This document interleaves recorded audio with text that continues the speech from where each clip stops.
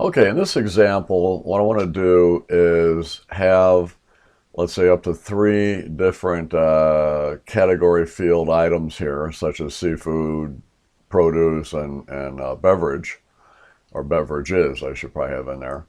But have it so where whatever I put in here, it will highlight the entire row where either one of those 3 items is in the categorical field there.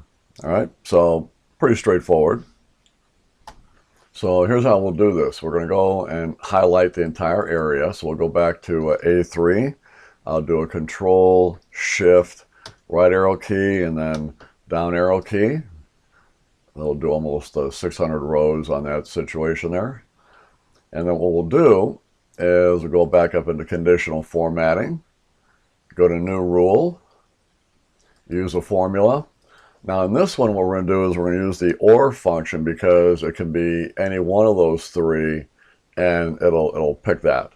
So in this case, we'll do equal OR left parenthesis, and then we'll do our $ H3 because that is going to be the first cell in that column that's going to be looking for. It's going to start from there and kind of work its way down. And then we'll do is we'll say equals.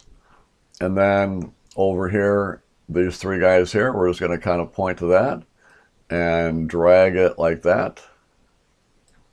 And that's it. And we'll close off the parenthesis, kind of balance that off. And then we'll go ahead and pick a format. We'll go with maybe the green, light green there.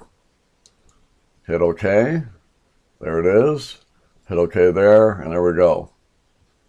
All right. Now you'll notice that it didn't pick up on the beverage because we put beverage there. It's really beverages.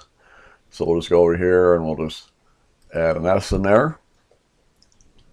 There we go.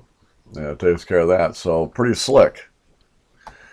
If I go in there and I maybe type in, instead of seafood, we'll put in condiments.